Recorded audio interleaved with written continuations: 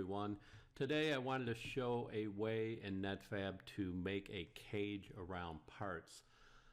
Sometimes when we make builds in powder bed printers, multi-jet fusion builds, we have all these parts within that cake. What I call the cake is the build volume of material.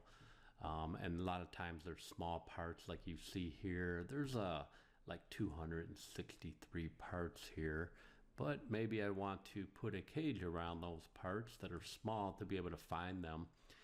We can go about that using Lewis scripting language, where we can automate some of the features within Netfabb. I'm going to select these small parts here, and I'm going to move these out of the big build here just to show the parts that I'm going to build a cage around. Also, this is good because after you create the cage, it's important to remember to delete these parts, otherwise they'll still be there.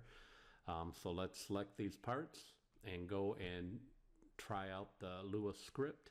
We give you Lewis scripts with Netfabb when you install it.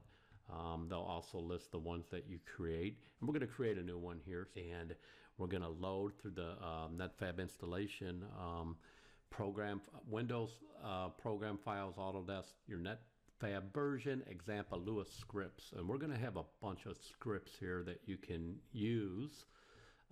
We're going to just search here for subnester, put sub in here, and it's going to be script 43 that you will get when you load Netfabb.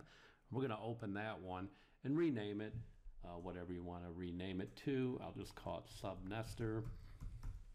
You can put a description in here, nesting of parts, and then we hit save. And what's nice here, if you select it on your list and you right click, you can add it to your quick access. That way, the next time we go into Netfabb, we can just go to quick access and quickly nest a cage around parts that we had selected. Now going to execute this subnester, we can utilize the Monte Carlo packer. We're going to create a package around these parts that I've selected. Packer settings, we can change. We can do no rotation around Z, arbitrary, for example. I'm just going to put no rotation. Under packer settings, this is the actual cage that goes around the parts. We have the thickness of the bars, the width.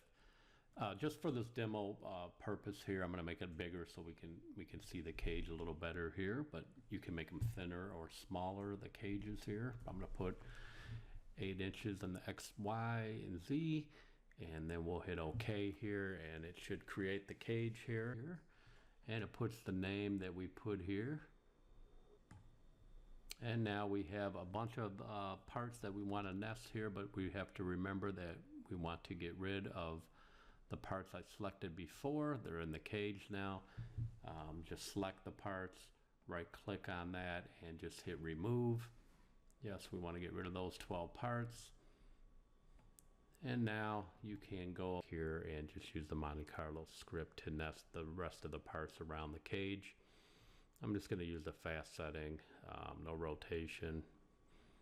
And we'll start packing here with a 5mm space. And you see it's quickly nesting here. And it's done. And you see we've nested all these parts, and of course you can nest with a tighter pack here. I'm just showing you here for demo purposes with the cage being nested in with all the other parts here. So that's 263 parts using the Lewis script. It's a quick way to put a cage around parts, be able to find them and excavate them out of that powder. And again, that's under run script. And remember, I put it in the quick access earlier, so now it's under subnester right here, and under our Lewis script here too.